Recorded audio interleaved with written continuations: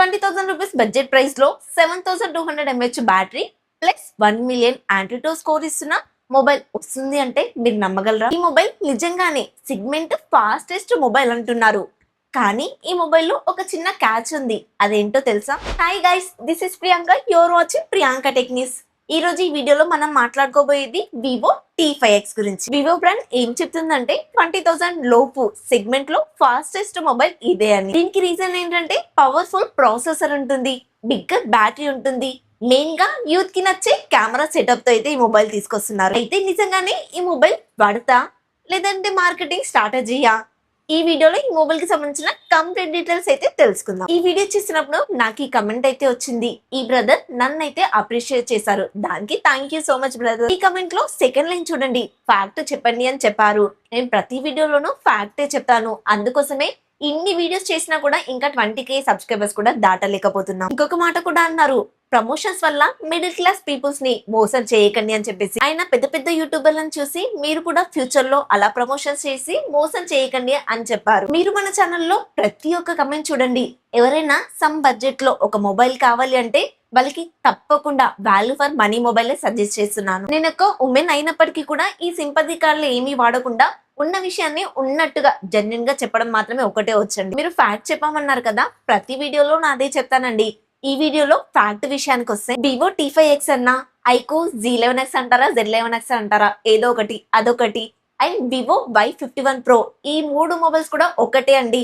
ఏ YouTuber అన్నా ఈ మాట ఒప్పుకుంటారేమో అడగండి, వాళ్ళది ఒప్పుకోరు. ఎందుకంటే మీరు ఒక మాట అన్నారు కదా ప్రమోషన్స్ అని, వాళ్ళు అక్కడే స్టక్ అయిపోతారు. ఇలాంటి జెన్యూన్ ఇన్ఫర్మేషన్ వాళ్ళ నుంచి ఎక్స్పెక్ట్ చేయకండి. ఇంత చెప్పిన తర్వాత ఇంకా మన ఛానల్ ని సబ్స్క్రైబ్ చేయకపోతే అది మీ కర్మ.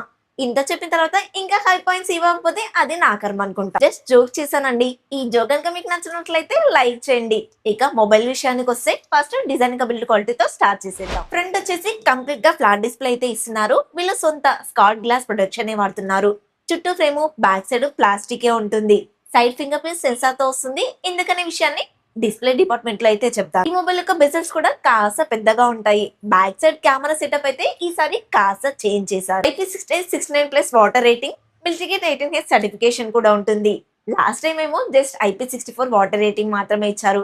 ఈసారి డస్ట్ ఇంకా వాటర్ రేటింగ్ అయితే ఇంప్రూవ్ చేశారు. రియల్ స్పీకర్స్ ఉంటాయి, డాల్బీ అట్మాస్ లాంటివి ఎక్స్పెక్ట్ చేయకండి, కానీ 400% వరకు అప్ టు వాల్యూమ్ అయితే బూస్ట్ చేసుకోవచ్చు. ఐఆర్ బ్లాస్ట్ ఉంటుంది, NFC ఇస్తారని మాత్రం ఎక్స్పెక్ట్ చేయట్లేదు. Wi-Fi 6, Bluetooth 5.4 టెక్నాలజీతో వస్తుంది. అలాగే USB Type-C 2.0 తోనే వస్తుంది. 8.1mm థిక్నెస్ ఉంటుంది. 200 గ్రామ్ వరకు ఈజీగా వెయిట్ అయితే ఉంటుంది, ఎందుకంటే దీంట్లో బిగ్గర్ బ్యాటరీ ఉంటుంది కదా. దీంట్లో 7,200 mAh బ్యాటరీ ఇస్తున్నారు. సిగ్మెంట్ లోనే హైయెస్ట్ బ్యాటరీ అని చెప్పేసి అక్కడ ఐకోల్ చెప్పుకున్నారు, దీంట్లో వేరే చెప్పుకున్నారులేండి, దాని గురించి తర్వాత మాట్లాడుకుందాం. 44W ఫాస్ట్ చార్జర్ అయితే సపోర్ట్ చేస్తుంది. బ్యాటరీ ఫుల్ అవడానికి 1 అవర్ కన్నా టైం ఎక్కువగానే పడుతుంది. మీడియం యూజర్స్ అయినా ఈ మొబైల్ యూజ్ చేస్తే 1 డే కన్నా ఎక్కువగానే వస్తుంది, 1.5 డే కూడా వస్తుంది. వీళ్ళు ఒక ఫుల్ బ్యాటరీలో 40 అవర్స్ వరకు కూడా యూట్యూబ్ ప్లే బ్యాక్ చేసుకోవచ్చు అని క్లైమ్ చేస్తున్నారు. అంత వస్తుంది అంటారా? వాళ్ళ ఉద్దేశంలో 40 గంటలు యూట్యూబ్ ప్లే బ్యాక్ అంటే 40 అవర్స్ వరకు కూడా స్క్రీన్ ఆన్ టైం ఉంటుంది. అది అసలు సాధ్యమయ్యే విషయమేనా అనిపించింది. బైపాస్ ఛార్జింగ్ టెక్నాలజీతో వస్తుంది కాబట్టి గేమ్స్ ఆడేటప్పుడు కూడా ఛార్జింగ్ పెట్టుకోవచ్చు. కాకపోతే ఇయర్ ఫోన్స్ కి మాత్రం ఇబ్బంది అవుతుంది. Type-C కేబుల్ ఉంటుంది ఛార్జింగ్ పెట్టుకోవడానికి అండ్ మనం ఇయర్ ఫోన్స్ యూజ్ చేయడానికి, ఎందుకంటే సపరేట్ గా 3.5mm జాక్ ఇవ్వరు కాబట్టి. బ్యాటరీ విషయంలో వీలైతే గుడ్ మూవ్ అనే చెప్తాను, ఎందుకంటే అన్ని బ్రాండ్స్ కూడా 7,000 mAh బ్యాటరీ వరకు అయితే వచ్చాయి. వీళ్ళు ఇంకాస్త ముందడిగేశారు. ఐకో వాళ్ళేమో అక్కడ సెగ్మెంట్ బిగ్గర్ బ్యాటరీ అంటున్నారు, మరి వివో వాళ్ళేమో సెగ్మెంట్ ఫాస్టెస్ట్ పర్ఫార్మెన్స్ మొబైల్ అని అంటున్నారు. మరి అంత ఫాస్టెస్ట్ ప్రాసెసర్ ఏంటో తెలుసా?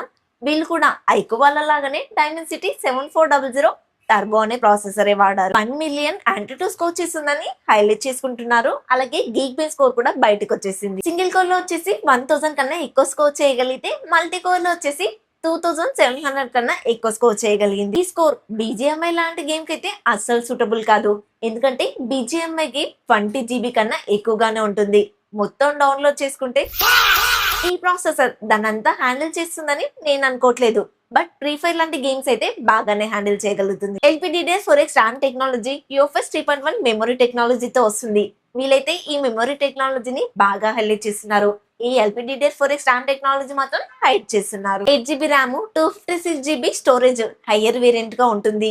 ఈ 12 GB ర్యామ్ అయితే ఉండకపోతుండొచ్చు. ఆండ్రాయిడ్ 16 తో వస్తుంది, ఆర్జినోయిడ్ 6 తో వస్తుంది. ఇది బడ్జెట్ మొబైలే కాబట్టి 2+4 years అప్డేట్స్ అయితే ఎక్స్పెక్ట్ చేయొచ్చు. బడ్జెట్ అన్నానని నన్ను తప్పుగా అర్థం చేసుకోకండి. బ్రాండ్స్ వీటిని బడ్జెట్ మొబైల్ లాగానే చూస్తున్నాయి. ఆ విషయాన్ని మీకు రిపోర్ట్ చేస్తున్నాను. బేసిక్ ఏ ఫీచర్స్ అయితే ఉన్నాయి, అందులో సర్కిల్ టు సెర్చ్ కూడా ఉంది. హెవీ గేమ్స్ ఆడతాను అనుకుంటే ఈ ప్రాసెసర్ వల్ల లాగ్స్ ఉంటాయి, కానీ నార్మల్ యూజర్స్ కి అయితే ఎలాంటి ప్రాబ్లం ఉండదు ఈ ప్రాసెసర్ తో. మీరు మళ్ళీ ఇప్పుడు వచ్చి ఈ డైమండ్ సిటీ ప్రాసెసర్లు నాకు నచ్చవు, స్నాప్డ్రాగన్ ప్రాసెసర్లే నాకు ఇష్టం అంటే నేనేం చేయలేను. కెమెరాస్ విషయానికి వస్తే back side dual camera setup ఇస్తున్నారు. Main camera 50 MP, secondary camera 2 MP అయితే ఇస్తున్నారు. ఫ్రంట్ వచ్చేసి 32 MP కెమెరా ఉంటుంది. Back side main camera OIS కి సపోర్ట్ చేస్తుంది. అలాగే మెయిన్ కెమెరా నుంచి ఫ్రంట్ కెమెరా నుంచి 4K 30 FPS లో మాక్సిమం వీడియో రికార్డ్ చేసుకోవచ్చు. మళ్ళీ చెప్తున్నాను, గుర్తుపెట్టుకోండి, వివోలో కెమెరాస్ బాగానే పర్ఫార్మెన్స్ చేస్తాయి, కానీ బడ్జెట్ కి తగ్గట్టుగా కెమెరా సెన్సార్ యొక్క పర్ఫార్మెన్స్ ని లిమిట్ చేస్తారు. మీకు ఐక్యూన్ నియో 10 చూసినా, ఐక్యూన్ నియో 10R లో చూసినా మెయిన్ కెమెరా సోనీ MX882 సెన్సారే ఇస్తారు.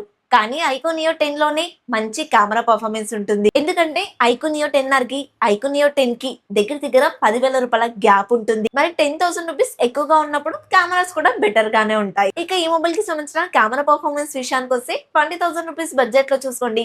ఆ బడ్జెట్ లో ఈ మొబైల్ కెమెరా పర్ఫార్మెన్స్ అయితే డీసెంట్ గానే ఉంటుంది. ఈ మొబైల్ ని తీసుకెళ్లి మళ్ళీ వివో T4 Pro తో కానివ్వండి, వివో V60 తో కానీ కంపేర్ చేయకండి. ఎందుకంటే ఆ రేంజ్ పర్ఫార్మెన్స్ వేరు, ఈ మొబైల్ యొక్క పర్ఫార్మెన్స్ వేరు ఉంటుంది. డిస్ప్లే డిపార్ట్మెంట్ లాస్ట్ లో చెప్తున్నాను, ఎందుకంటే ఈ మొబైల్ లో ఇదే డ్రాబ్యాక్ కాబట్టి. 6.75 ఇంచెస్ కి సంబంధించిన ఫ్లాట్ LCD డిస్ప్లే ఇస్తున్నారు. బ్రాండ్స్ వాళ్ళు ప్రమోషన్ కోసం 4000 ని స్పీక్ బ్రైట్నెస్ అని చెప్తారు, కానీ అంతైతే ఉండదండి. ఈ LCD డిస్ప్లేలు 1100 కానీ 1200 కానీ బ్రైట్నెస్ అయితే ప్రొడ్యూస్ చేయగలుగుతాయి. 120Hz రిఫ్రెష్ రేట్ అయితే సపోర్ట్ చేసింది. ఫుల్ HD ప్యానల్ అయితే వాడుతున్నారు.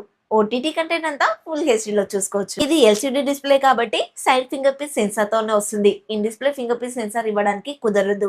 అండ్ ఇది LCD డిస్ప్లేనే కాబట్టి చిన్న అనేది పెద్దగా ఉంటుంది, బెజల్స్ కూడా పెద్దగానే ఇస్తారు. LCD డిస్ప్లేలో ఈ సైడ్స్ ని తగ్గించడం మాత్రం అస్సలు కుదరదు. ఈ LCD డిస్ప్లేలో ఉన్న మొబైల్స్ యూస్ చేసేటప్పుడు డే టైమ్ లో పర్లేదు బాగానే ఉంటుంది, కానీ నైట్ టైమ్ లో మాత్రం కళ్ళకి స్ట్రెయిన్ ఉంటుంది. ఎందుకంటే ఈ ప్యానల్ బ్లాక్స్ కి బదులు గ్రే కలర్ ని ప్రొడ్యూస్ చేస్తూ ఉంటుంది.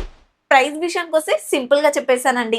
12th కి ఐక్యూన్ Z11X అయితే లాంచ్ అవుతుంది.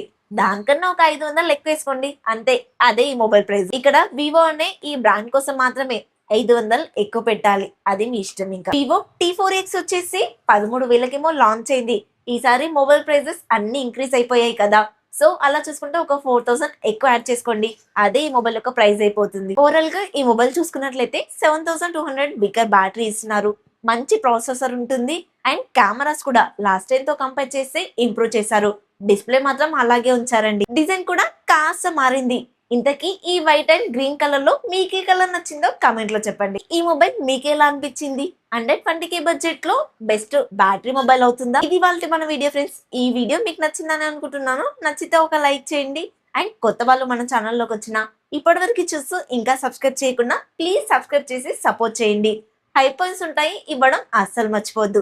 నెక్స్ట్ ఇంకొక కొత్త ఇన్ఫర్మేటివ్ వీడియోతో మీ ముందుకు వస్తాను. Until then bye by.